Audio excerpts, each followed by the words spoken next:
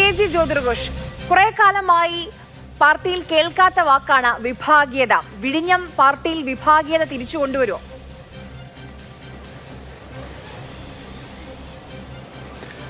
എനിക്ക് തോന്നുന്നില്ല വിഭാഗീയത കൊണ്ടുവരും എന്നെനിക്ക് തോന്നുന്നില്ല.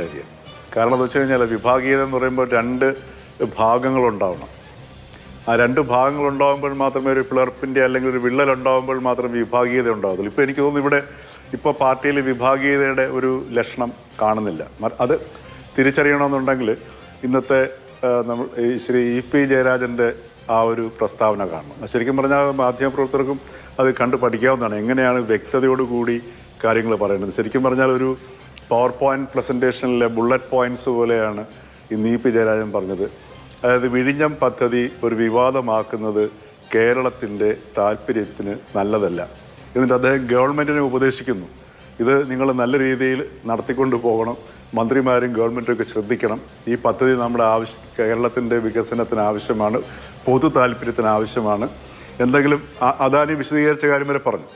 അപ്പോൾ കേരളത്തിന് വിരുദ്ധമായ ഒരു നിലപാടാണ് ഇന്ന് CPM-ൻ്റെ നേതൃത്വം എടുക്കുന്നത്, പ്രതിപക്ഷ നേതാവ് എടുക്കുന്നത് എന്ന് വളരെ വ്യക്തമായിട്ടാണ് ഇ.പി. ജയരാജൻ പറഞ്ഞിരിക്കുന്നത്. അതൊന്നും കൂടെ വേണമെങ്കിൽ കേട്ടു നോക്കി അറിയാൻ പറ്റും.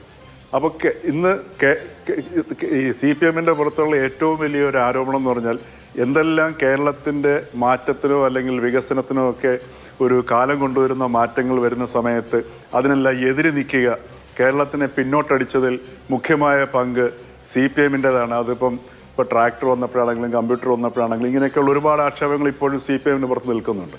അപ്പോൾ അതേപോലെ മറ്റൊരു ആരോപണം, മറ്റൊരു പഴി ഈ CPM-ൻ്റെ ഈ ഒരു വളരെ നിർണായകമായ ഈ സമയത്ത് CPM-ൻ്റെ പുറത്ത് പതിച്ചു കഴിഞ്ഞാൽ പതിക്കാതിരിക്കാൻ വേണ്ടിയിട്ടുള്ള ഒരു മുൻകരുതലും കൂടിയാണ് ഇന്ന് ഇ.പി. ജയരാജൻ്റെ പ്രസ്താവനയിലുള്ളത്. അതായത് CPM-ൻ്റെ നേതൃത്വത്തിൻ്റെ താല്പര്യം പാർട്ടിയല്ല, സംസ്ഥാനത്തിൻ്റെ താല്പര്യമല്ല, മറിച്ച് വ്യക്തികളുടെ താല്പര്യമാണ്. ആ വ്യക്തികളാണ് ഈ പ്രശ്നം. അതുകൊണ്ടാണ് CPM-ൻ്റെ പ്രതിപക്ഷ നേതാവും അതുപോലെ പാർട്ടി സെക്രട്ടറിയും അദ്ദേഹത്തെ അനുകൂലിക്കുന്ന ഒന്നോ രണ്ടോ അല്ലെങ്കിൽ ഏതാനും ചില നേതാക്കളും ചേർന്നിട്ട് ഈ ഒരു നിലപാട് സ്വീകരിക്കുന്നത്. ആ നേതൃത്വത്തിനെ മാറ്റിക്കൊണ്ട്, ആ നേതൃത്വത്തിനെ തങ്ങൾ അംഗീകരിക്കുന്നില്ല, അവരല്ല CPM-നെ പ്രതിനിധീകരിക്കുന്നത്. അതുകൊണ്ടാണ് ഇ.പി. ജയരാജൻ തന്നെ പറഞ്ഞുകൊണ്ട് CPM-ന് അകത്ത് വേറൊരു പ്രശ്നമൊന്നുമില്ല. CPM-ന് ഈ വിഴിഞ്ഞം പോർട്ടിൻ്റെ കാര്യത്തിൽ കാഴ്ചപ്പാടിൽ വ്യത്യാസമില്ല. അതൊരു പക്ഷേ ദേശാഭിമാനിയിൽ ആദ്യം വന്ന വാർത്തയോട് ചേർന്ന് നിൽക്കുന്ന സമീപനമായിരിക്കാം.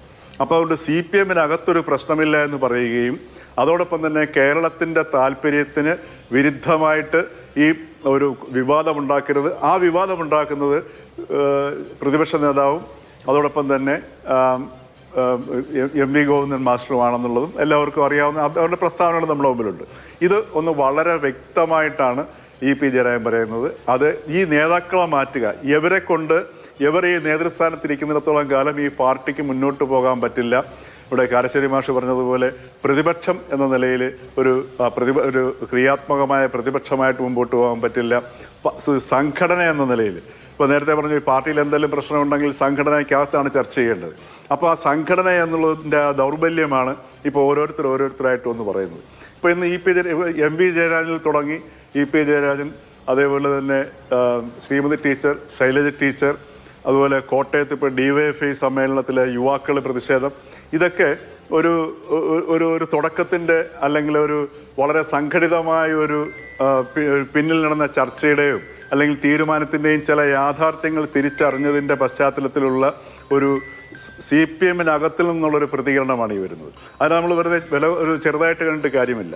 ഇപ്പോൾ തന്നെ ഒന്ന് ആലോചിച്ച് നോക്കുക, ദിവ്യ അയ്യരുടെ സ്ഥലമാറ്റം എന്തുകൊണ്ടാണ് അതൊരു വലിയ വിഷയമാകാൻ കാരണം? വളരെ നിസ്സാരമായൊരു വിഷയം. ഇപ്പം ശൈലജ ടീച്ചറും ശ്രീമതി ടീച്ചറും ഒക്കെ പറഞ്ഞതുപോലെ അതൊരു വിഷയമാകേണ്ട കാര്യമേ ഇല്ല. അതുപോലെ എം.വി. ജയരാജൻ പറഞ്ഞു, ഈ വിഴിഞ്ഞം വിഷയത്തിൽ അഴിമതി നടന്നിട്ടുണ്ടോ എന്നുള്ളത് അദ്ദേഹത്തിന് അറിയില്ല എന്ന് പറയും. അപ്പോൾ അത്ര പോലും ഉറപ്പില്ലാത്ത ഒരു വിഷയത്തെയാണ് ഇപ്പോൾ കോൺട്രവേഴ്സി ആക്കിയിരിക്കുന്നത്. ആ കോൺട്രവേഴ്സിയിൽ അല്ലെങ്കിൽ ആ ഒരു ആരോപണത്തിലെ ഒരു വിവാദം സൃഷ്ടിച്ചതിനകത്ത് കഴമ്പ് കാര്യമായി ഇല്ലാത്തത് കൊണ്ടാണ് ദിവ്യ അയ്യരുടെ സ്ഥലം മാറ്റത്തെ ഒരു മുഖ്യ വിഷയമായി അവതരിപ്പിച്ചിരിക്കുന്നത്. ഒരു മുഖ്യ വിഷയമായി അഴിമതി ഉണ്ടെങ്കിൽ അത് ഇന്ന സംഗതിയാണ് ഉണ്ടായിരിക്കുന്നത് എന്ന് വ്യക്തമായിട്ടത് ആരോപണം ഉന്നയിക്കുകയോ പറയുകയോ ചെയ്യുകയാണെന്നുണ്ടെങ്കിൽ ദിവ്യ സയ്യയുടെ വിഷയം ഉന്നയിക്കേണ്ട ആവശ്യമില്ല. മറ്റൊരു വിഷയവും ഇതിനെ പ്രതിസന്ധിയാക്കി നിർത്താനായിട്ട് മുമ്പിലില്ലാത്തത് കൊണ്ട് പാർട്ടി സെക്രട്ടറിയും ഒക്കെ നിരവധി വാർത്താ സമ്മേളനങ്ങൾ ഈ വിഴിഞ്ഞം വിഷയവുമായി ബന്ധപ്പെട്ട് നടത്തി. അതിലൊക്കെ ഈ അദാനി ഒരു പ്രയർ പെർമിഷൻ വാങ്ങിയിട്ടില്ല, അതിലാണ് തുടങ്ങിയത്. അത് സർക്കാർ സമ്മതിക്കുകയും ചെയ്തു, വാങ്ങിയിട്ടില്ല. അതിൽ സർക്കാരിന്റെ അതൃപ്തി അറിയിക്കുകയും ചെയ്തു. അതല്ലാതെ നോക്കൂ, MSC വരുന്നതിൽ ഇടതുപക്ഷത്തിന് എതിർപ്പുണ്ടാകേണ്ടില്ല, കാര്യമില്ല. കാരണം ആ ചെയർമാനുമായി, കമ്പനിയുടെ ചെയർമാനുമായി ആദ്യം സംസാരിച്ചത് ഇടതുപക്ഷ സർക്കാരാണ്, പിണറായി സർക്കാരാണ്. അത് VN വാസവൻ മുൻ തുറമുഖ മന്ത്രി തന്നെ സ്ഥിരീകരിക്കുന്നുണ്ട്. അദ്ദേഹത്തിന്റെ ഫേസ്ബുക്ക് പോസ്റ്റ് ഇപ്പോഴും അവിടെ നിൽക്കുന്നുണ്ട്. അതോടൊപ്പം ഈ ചെറിയ വിഷയങ്ങൾ, അതായത് ഇപ്പൊ ഈ ഇന്നത്തെ മുഖപ്രസംഗം വായിച്ചാൽ, MV ഗോവിന്ദന്റെ മുഖപ്രസംഗം വായിച്ചാൽ പോലും അദാനിക്ക് ക്ലീൻ ചിറ്റ് ഉണ്ട്, അദാനിയെ പ്രശ്നമില്ല. അവിടെ സതീശൻ ഡീൽ നടത്തി. അപ്പൊ സതീശൻ VD സതീശൻ മുഖ്യമന്ത്രി ഡീല് നടത്തേണ്ട ആൾക്ക് അവർക്ക് ക്ലീൻ ചിറ്റ് കൊടുക്കാൻ കഴിയും, അവരെ പാർട്ട്ണർ എന്ന് ഒരു പൊതുവേദിയിൽ ഉയർത്തി കാണിക്കാൻ കഴിയും. പക്ഷേ ഇവിടെ ആരോപണം എന്ത് എന്ന് പോലും കൃത്യമായി പറയാൻ കഴിയുന്നില്ല. അതുകൊണ്ടാണോ ഈ നേതാക്കൾക്കൊക്കെ, മുതിർന്ന നേതാക്കൾക്കൊക്കെ, തലമുതിർന്ന നേതാക്കൾക്ക് അവസാനം ഗതികെട്ട് പറയേണ്ടി വരികയാണോ? തീർച്ചയായിട്ടും അത് തന്നെ. ഈ കേരള ഗവൺമെൻറ്റാണ് 2025 ഈ MSC കമ്പനിയുടെ ജനീവയിലുള്ള ഹെഡ്ക്വാർട്ടേഴ്സിലെ 2 പ്രതിനിധികളെ തിരുവനന്തപുരത്തേക്ക് ക്ഷണിക്കുകയും ആ പ്രതിനിധികൾ വന്ന് ഇപ്പോൾ അവർ ഇൻവെസ്റ്റ്മെൻറ്റ് നടത്തുന്നതിന് ആധാരമായിട്ടുള്ള വ്യക്തമായ പദ്ധതി അവർ പ്രസൻറ്റേഷൻ സഹിതം ആ കോൺക്ലേവിൽ അവതരിപ്പിക്കുകയും ചെയ്തു. അവർ ആ കോൺക്ലേവിൽ അവതരിപ്പിച്ച ആ പദ്ധതിയാണ് ഇപ്പോൾ ഈ നടപ്പിലാക്കുന്നത്. അപ്പോൾ ശരിക്കും പറഞ്ഞാൽ ആ ഒരു കമ്പനിയെ സംബന്ധിച്ച്, ഇപ്പോൾ അദാനി പോർട്ടിനെ സംബന്ധിച്ചാണെങ്കിൽ അവർ ഗവൺമെൻറ്റിനെ അറിയിച്ചുകൊണ്ടിരിക്കുകയാണ്, ഗവൺമെൻറ് തുടർച്ചയല്ലേ. അപ്പോൾ ഈ ഒരു പദ്ധതി നടക്കാൻ പോകുന്ന 1 വർഷത്തിന് മുമ്പ് തന്നെ അഡാനി പോർട്ട് ഇത് ഗവൺമെൻറ് അറിയിക്കുകയും അതിൻ്റെ പശ്ചാത്തലത്തിലൂടെ ആയിരിക്കും MSCയുടെ റെപ്രസെൻറ്റേറ്റീവ്സിനെ ജനീവയിലെ ഹെഡ്ക്വാർട്ടേഴ്സിൽ നിന്ന് അവരോട് വിളിച്ചു വരുത്തുകയും അവർ കോൺക്ലേവിൽ ആ പ്രസൻറ്റേഷൻ സഹിതം ആ പദ്ധതി അവതരിപ്പിക്കുകയും ചെയ്ത് അതിൻ്റെ ഒരു മെറ്റീരിയലെ അതെന്താ യാഥാർത്ഥ്യമാകുന്നൊരു സന്ദർഭമാണിപ്പോൾ ഈ ഓഹരി കൈമാറ്റമൊക്കെ. അപ്പോൾ ഒരു പക്ഷേങ്കിൽ ആ കമ്പനിയെ സംബന്ധിച്ചിട്ട് ഒരു പക്ഷേ അവർ ഗവൺമെൻറ്റിനെ പൂർണ്ണമായിട്ട് അറിയിച്ചുകൊണ്ടിരുന്നതായിരിക്കാം. അപ്പോൾ ഗവൺമെൻറ് തുടർച്ചയാണ്. ഈ പുതിയ ഗവൺമെൻറ്റിനെ അറിയിച്ചിട്ടുണ്ടോ ഇല്ലയോ, അതൊക്കെ ഈ അനൗപചാരികമായിട്ട് നടക്കുന്ന ചർച്ചകളും മറ്റൊന്നും നമുക്കറിയത്തില്ല. അപ്പോൾ നമ്മുടെ മുമ്പിൽ മുഖ്യമന്ത്രി പറഞ്ഞിരിക്കുന്നത് അദ്ദേഹം ഇത് അറിഞ്ഞില്ല എന്നുള്ളതാണ്, അതൃപ്തി അറിയിച്ചു. ഇനി അഥവാ ഏതെങ്കിലും വയലേഷൻ ഉണ്ടായിട്ടുണ്ടെങ്കിൽ ഒരു ഡിസ്പ്യൂട്ടിനുള്ള സ്കോപ്പുണ്ട്. ആ ഡിസ്പ്യൂട്ട് ഉണ്ടാവുകയാണെന്നുണ്ടെങ്കിൽ ഇൻഡിപെൻഡൻറ്റ് എഞ്ചിനീയർ എന്ന് പറഞ്ഞൊരു പ്രാഥമിക സംവിധാനമുണ്ട്, അവിടെയൊക്കെ റെഫർ ചെയ്യുക. അവിടെയും ശരിയായില്ല എന്നുണ്ടെങ്കിൽ അതിന് മുകളിലുള്ള ആർബിട്രൽ ബോഡിയുണ്ട്, അവിടെ ശരിയാക്കുക. ഇത് ഒരു അതൃപ്തി അറിയിച്ചു, അവളോട് ആ പ്രശ്നം അവസാനിക്കുകയാണ് ചെയ്യുന്നത്. അപ്പോൾ ഇവിടെ നമ്മൾ കാണുന്നത് ഈ പാർട്ടിക്കകത്ത് വിള്ളലുണ്ട് എന്ന് നമ്മൾ കാണുന്നത് ശരിയല്ല. ഈ നേതൃത്വത്തെ ശ്രീ പിണറായി വിജയൻ്റെയും MV ഗോവിന്ദൻ്റെയും KK രാഗേഷിൻ്റെയും അതേപോലെ നമ്മുടെ ശ്രീ ബ്രിട്ടാസിൻ്റെയും ഒക്കെ ആ നേതൃത്വത്തിൽ അവരുടെ പിടിയിലാണ് ഇപ്പോഴും പാർട്ടി ഇരിക്കുന്നത്. ആ പിടിയിൽ നിന്ന് പാർട്ടിയെ മോചിപ്പിക്കുക, ആ മോചനത്തിന് വേണ്ടിയുള്ള ശ്രമമാണ് ഇപ്പോൾ കണ്ണൂരിൽ നിന്ന് സംഘടിതമായി അവരാരംഭിച്ചിരിക്കുന്നത്. അത് അവരുടെ ആ തിരിച്ചറിവിൻ്റെ പശ്ചാത്തലത്തിലാണ്. ആ തിരിച്ചറിവ് അവർക്ക് വ്യക്തമായി ഉണ്ടായത് തളിപ്പറമ്പിൽ നിന്നും പയ്യന്നൂരിൽ നിന്നുമാണ് എന്നുള്ളതും വ്യക്തമാണ്.